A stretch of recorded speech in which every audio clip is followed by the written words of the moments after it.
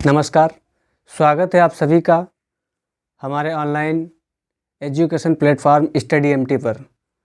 SSC GD की परीक्षा को ध्यान में रखते हुए हम आज कुछ महत्वपूर्ण चीज़ों के बारे में जानेंगे। जैसा कि जीएस हर विद्यार्थी का सपना रहता है कि ज़्यादा से ज़्यादा क्वेश्चन वो कर सके, तो उम्मीद है कि जो कुछ भी हम पढ़ाएंगे उसी से रिलेटेड एसएससी आपसे पूछेगा। तो कोशिश करें जितना हम पढ़ाते हैं उसके प्रॉपर नोट्स बनाते चलें और उसका रिवीजन भी करते चलें। तो ठीक है, आइए आज की क्लास की शुरुआत कुछ महत्वपूर्ण करंट अफेयर्स से होगी। तो महत्वपूर्ण करंट अफेयर्स में सबसे पहली करंट अफेयर है संयुक्त राष्ट्र संघ यानी यूएन, यूनाइटेड नेशन ने वर्ष 2023 को मोटे अनाजों का अंतर्राष्ट्रीय वर्ष घोषित किया है। तो इसमें भारत द्वारा लाए गए यानी 70 देशों से समर्थन प्राप्त प्रस्ताव को संयुक्त राष्ट्र महासभा ने मार्च सन 2021 में पारित किया था। मोटे अनाज कृषि मंत्रालय द्वारा ज्वार, बाजरा, कुटकी, चीना, कोदो, सावा, चौलाई आदि हैं। तो इनको ध्यान में रखते हुए आप लोग इसके प्रॉपर नोट्स बनाते चलें कि वर्ष 2023 को मोटे अनाजों का अंतर्राष्ट्रीय वर्ष घोषिट किया गया है। तो ये पहली करंट अफेयर आज की हो गई। और दूसरी करंट अफेयर है टेबल टेनिस खिलाड़ी शरत कमल खेल रत्न पाने वाले दूसरे खिलाड़ी बने, क्योंकि इससे पहले मनिका बत्रा खेल रत्न पाने वाली सबसे पहली खिलाड़ी बन चुकी हैं भारत की। और तीसरी करंट अफेयर है यूएन शांति मिशन के तहत भारत ने अबेई में एक महिला प्लाटून तैनात की है। अबेई एक दक्षिण सूडान तथा सूडान के मध्य 10,546 वर्ग किलोमीटर का एक एरिया है। वहाँ पर यूएन पीस कीपिंग फोर्स यानी संयुक्त राष्ट्र शांति मिशन के तहत भारत की एक महिला प्लाटून की तैनाती हुई है। ये आज के महत्वपूर्ण करंट अफेयर्स थे। आइए बात करते हैं कि चीन से जो यात्री आए अपने यहाँ उनके आने का क्या क्रम रहा। तो उस क्रम को जानते हुए ये 4 यात्रियों का वर्णन विशेष तौर पर अपने भारत में देखा जा सकता है। नंबर 1 जो पहले नंबर पर आया उसका नाम था फाहयान। चीन से पहले नंबर पर आने वाले यात्री का नाम फाहयान था। दूसरे नंबर पर आने वाले यात्री का नाम संयुगन था जो कि 518 ईस्वी में आया। तीसरा यात्री जो चीनी था वो हुएनसांग 630 ईस्वी में आया। फिर उसके बाद इत्सिंग 7वीं शताब्दी में माना जाता है कि इत्सिंग भारत आया। जिन सभी चीनी यात्रियों ने भारत का विवरण दिया है उन चारों का ये क्रम है। इसको याद करने की ट्रिक है, चीनी यात्री को फांसी हुई,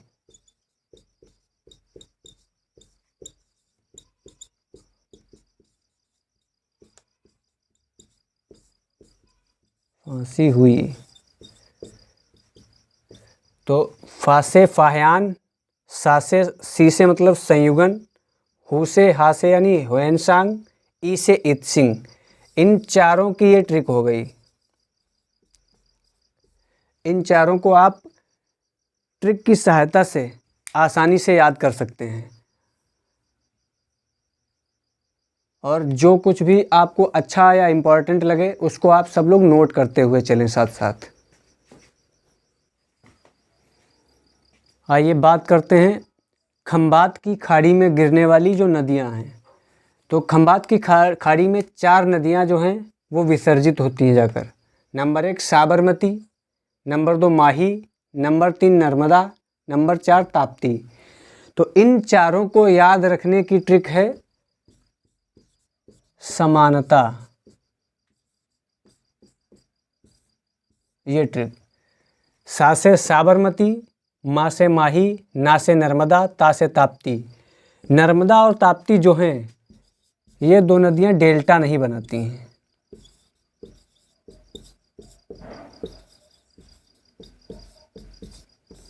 और डेल्टा क्या होता है? जो समुद्र से मिलने के पहले नदियां डिवाइड हो जाती हैं, एक वी आकार का शेप ले लेती हैं, उसको डेल्टा बोलते हैं।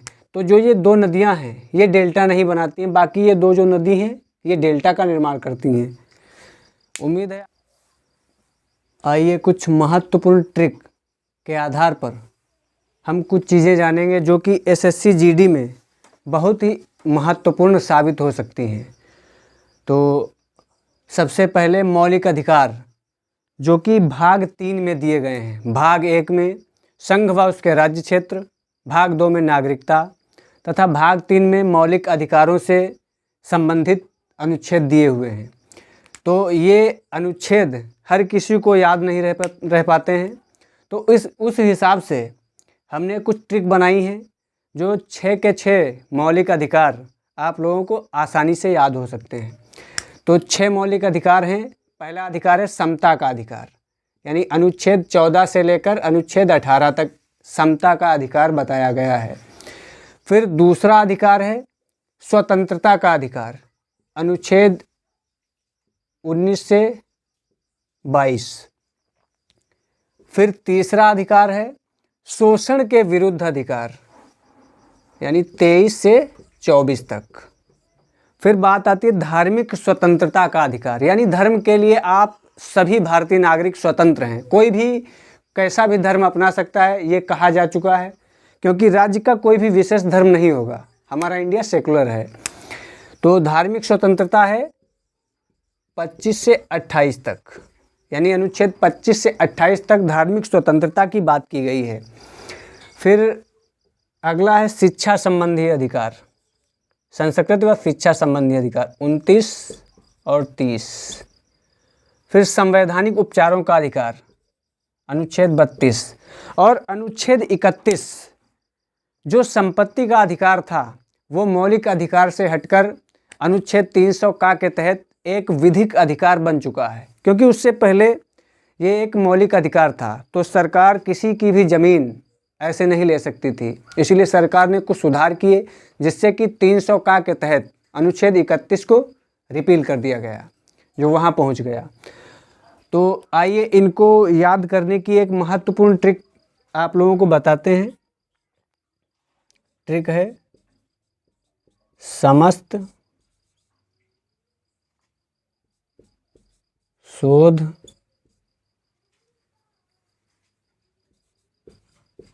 संस्कृति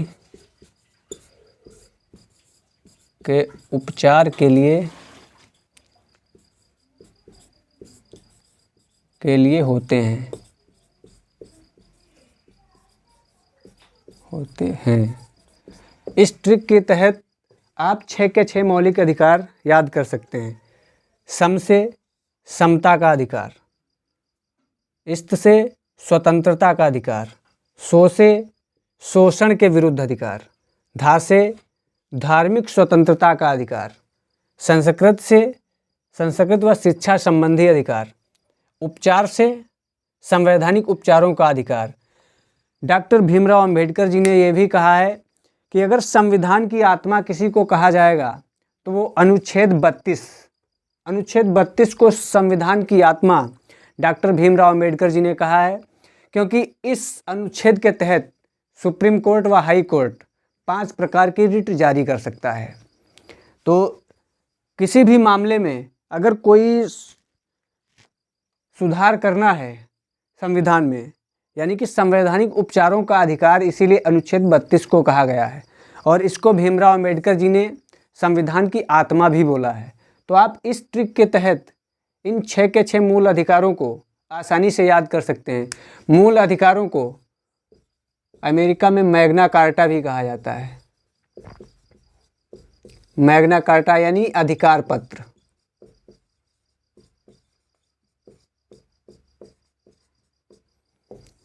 उम्मीद है कि आप सभी लोग इस ट्रिक के तहत इन 6 के 6 मूल अधिकारों को आसानी से याद कर सकते हैं। कुछ और ट्रिक आप लोगों को बताते हुए चलते हैं। सिंधु नदी में मिलने वाली नदियाँ कि कौन कौन सी नदी जो है वो सिंधु नदी में विसर्जित होती हैं आकर। तो पहली नदी है झेलम, दूसरी है व्यास जिसका प्राचीन नाम बिपाशा भी है, और तीसरी नदी है चेनाब चौथी है रावी और पांचवी है सतलज। तो इनकी ट्रिक है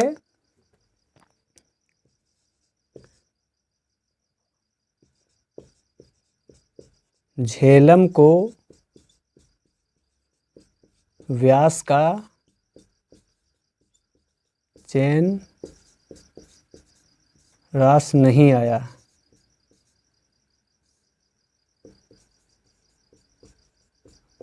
ये को साइलेंट है, का साइलेंट है और नहीं आया ये साइलेंट है। बाकी झेलम से झेलम, व्यास दूसरी, चैन का मतलब चेनाब, रा से रावी, सा से सतलज। ये पांचों नदियां जो हैं ये सिंधु नदी में आकर अपना जल विसर्जित करती हैं, यानी कि सिंधु नदी में आकर समाहित हो जाती हैं। और अगली ट्रिक है G5 देश के सदस्य, यानी G5 देशों में कौन कौन से देश आते हैं। तो नंबर 1 चीन, जिसको चाइना बोलते हैं। Number 2 Mexico. फिर तीसरा दक्षिण अफ्रीका यानी साउथ अफ्रीका। चौथा भारत। पांचवा ब्राज़ील। तो इनको याद करने की ट्रिक है सीएम सैब। सी से चाइना, एम से मैक्सिको, एस ए से साउथ अफ्रीका, आई से इंडिया, बी से ब्राज़ील। ये जो 5 देश हैं ये G5 देशों में सदस्य गिने जाते हैं। G5 देशों के सदस्य की अगर बात आए तो ये 5 देश उस लिस्ट में आपको मिलेंगे। आइए बात करते हैं गंगा में मिलने वाली प्रमुख नदियों के बारे में। तो जानते हैं कि कौन कौन सी नदियाँ गंगा में मिलती हैं आकर। नंबर 1 यमुना, जो गंगा की सबसे बड़ी सहायक नदियों में से मानी जाती है, जो गंगा की बाईं सहायक नदी है। इसकी भी 3 सहायक नदियाँ हैं, चंबल, बेतवा, सोन। और ये यमुनोत्री हिमनद से निकलती है यमुना। फिर दूसरी नदी है सोन। फिर तीसरी है दामोदर। चौथी है कोसी, जो नेपाल में सप्तकोशी के नाम से जानी जाती है। और पांचवी है रामगंगा। छठी है महानदी। सातवीं शारदा है, जिसको काली गंगा बोलते हैं। काली गंगा शारदा को बोलते हैं। आठवीं जो है वो करनाली है। करनाली को दूसरा नाम घाघरा दिया गया है। फिर 9वीं जो है नदी वो गंडक नदी है। गंडक नदी जो है नेपाल में शालिग्राम नाम से जानी जाती है और मैदानी भाग में नारायणी नाम से ये बोली जाती है। इसको याद करने की भी एक ट्रिक है जो आप लोगों को हम बताते हैं, आप लोग साथ साथ नोट करते चलिए।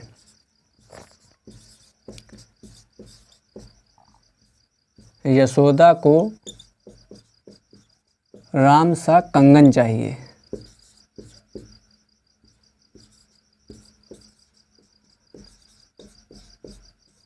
ये चाहिए साइलेंट रहेगा, बाकी सब ये ट्रिक है।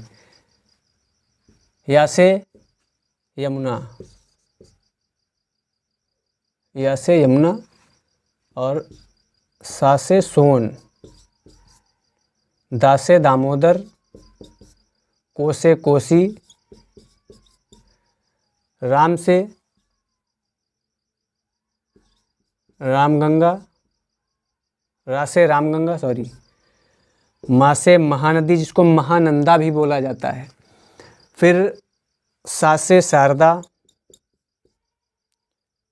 का से करनाली और गन से गंडक।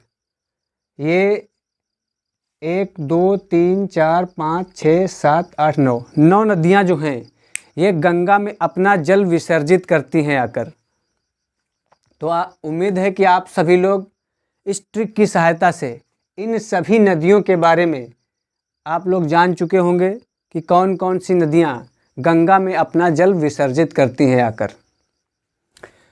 आइए राष्ट्रपति से संबंधित कुछ महत्वपूर्ण अनुच्छेदों के बारे में चर्चा करते हैं कि राष्ट्रपति किन अनुच्छेदों से लेकर किन अनुच्छेदों के बीच में जो उसके महत्वपूर्ण अनुच्छेद हैं उनको ध्यान में रखते हुए आगे बढ़ते हैं। तो पहला अनुच्छेद जो राष्ट्रपति से संबंधित है 52, यानी अनुच्छेद 52 में कहा गया है भारत का एक राष्ट्रपति होगा। राष्ट्रपति मतलब यानी राष्ट्राध्यक्ष। राष्ट्राध्यक्ष कैसा होगा? वंशानुगत ना होकर जनता के द्वारा चुना जाना चाहिए। तो अनुच्छेद 52 राष्ट्रपति के पद के बारे में दिया हुआ है। फिर अनुच्छेद 53 में दिया हुआ है कि राष्ट्रपति जो है कार्यपालिका का प्रधान होगा, यानी कार्यपालिका का मुख्य व्यक्ति कौन होगा? राष्ट्रपति। फिर अनुच्छेद 54 में राष्ट्रपति के निर्वाचन के विषय में कुछ बातें बताई गई हैं कि किस प्रकार से राष्ट्रपति का निर्वाचन यानी कि चुनाव होगा। फिर अगला है अनुच्छेद 55 यानी कोटा रीति, यानी किस रीति से राष्ट्रपति का चुनाव होगा, कैसे क्या चुनाव होगा, ये रीतियां या कोटा अनुच्छेद 55 में कहा गया है। फिर अनुच्छेद 56 में राष्ट्रपति के ऑफिस यानी कार्यालय के बारे में बताया गया है कि राष्ट्रपति का कार्यालय या ऑफिस कैसा होगा। फिर अगला है अनुच्छेद 57 में दोबारा नियुक्ति, यानी राष्ट्रपति की फिर से कैसे नियुक्ति हो सकती है, इस विषय से संबंधित जो कुछ भी बातें हैं वो अनुच्छेद 57 में बताई गई हैं। फिर अनुच्छेद 58 में कि राष्ट्रपति पद के लिए जो उम्मीदवार है उसको क्या क्या योग्यताएं चाहिए जो कि राष्ट्रपति पद के लिए इलेक्शन में खड़ा हो सके, यानी राष्ट्रपति के पद के लिए कि क्या क्या अनिवार्य योग्यताएं हैं वो अनुच्छेद 58 में बताई गई हैं। फिर अनुच्छेद 59 में दशाएं व शर्तें कि क्या क्या शर्तें होंगी राष्ट्रपति के लिए, क्या क्या दशाओं में राष्ट्रपति बना जा सकता है, ये अनुच्छेद 59 में कहा गया है। फिर अगला है अनुच्छेद 60 में राष्ट्रपति पद के लिए शपथ जो होती है, जो शपथ दिलाई जाती है राष्ट्रपति को, वो सर्वोच्च न्यायालय का मुख्य न्यायाधीश शपथ दिलाता है राष्ट्रपति को। वो बातें अनुच्छेद 60 में दी गई हैं। फिर अनुच्छेद 61 यानी राष्ट्रपति पर महाभियोग यानी राष्ट्रपति को हटाने की प्रक्रिया क्या होगी, ये अनुच्छेद 61 में महाभियोग के तहत बताया गया है। तो आइए इनको याद करने की ट्रिक हम बताते हैं, उस हिसाब से आप लोग आसानी से याद कर सकते हैं। ट्रिक है पकानिकोका द्वयोदशम। पकानिकोका द्वयोदशम, ये ट्रिक है राष्ट्रपति के अनुच्छेदों को याद करने के संबंध में। पासे पद, कासे कार्यपालिका का प्रधान, नीसे निर्वाचन, कोसे कोटा या रीति। फिर अगला कासे कार्यालय, फिर दूसे दोबारा नियुक्ति, योसे योग्यता, दासे दशाएं, सासे शपथ और माँ से महाभियोग। यानी कि इस ट्रिक के तहत, इस ट्रिक की सहायता से आप राष्ट्रपति के सारे अनुच्छेद याद कर सकते हैं।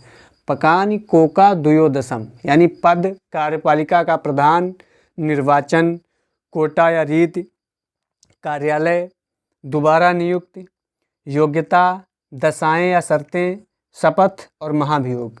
इन सब से संबंधित ये ट्रिक है जिसको आप याद करके राष्ट्रपति के सारे अनुच्छेद आसानी से याद कर सकते हैं। आइए पानीपत की जो प्रमुख 3 लड़ाइयाँ हुई हैं उनके विषय में कुछ महत्वपूर्ण बातें जान लेते हैं कि कौन सी लड़ाई किस किस के मध्य हुई और कौन विजेता रहा, कौन उपविजेता रहा, इसके बारे में आइए हम चर्चा करते हैं। तो जो पहली पानीपत की लड़ाई हुई है वो बाबर और इब्राहिम लोदी के बीच हुई। इब्राहिम लोदी, जिसमें बाबर विजेता रहा। फिर दूसरी जो लड़ाई हुई है वो अकबर और हेमू के बीच, यानी हेमचंद्र विक्रमादित्य के बीच। इसमें अकबर विजेता रहा। फिर तीसरी जो लड़ाई हुई है वो अहमद शाह अब्दाली और मराठों के बीच हुई है, जिसमें अब्दाली विजयी रहा, मराठे पराजित हुए। तो अहमद शाह अब्दाली नादिर शाह का कमांडर था, यानी सेनापति था, जिसने मराठाओं को पराजित किया और पानीपत की तीसरी लड़ाई का विजेता बना। तो इन तीनों लड़ाइयों को याद करने की ट्रिक है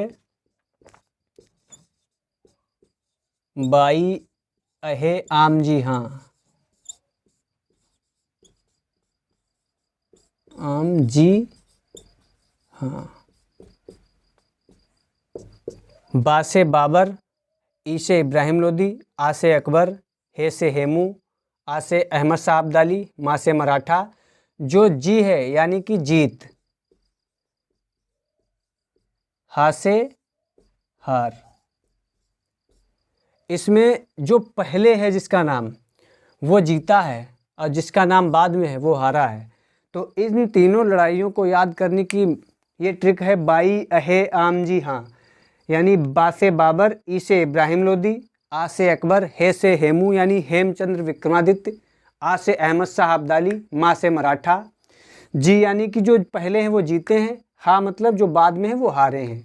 ये पानीपत की तीनों लड़ाइयों की प्रमुख ट्रिक हो गई, जिससे आप लोग आसानी से पानीपत की तीनों लड़ाइयों के विजेता तथा उपविजेताओं के बारे में जान सकते हैं।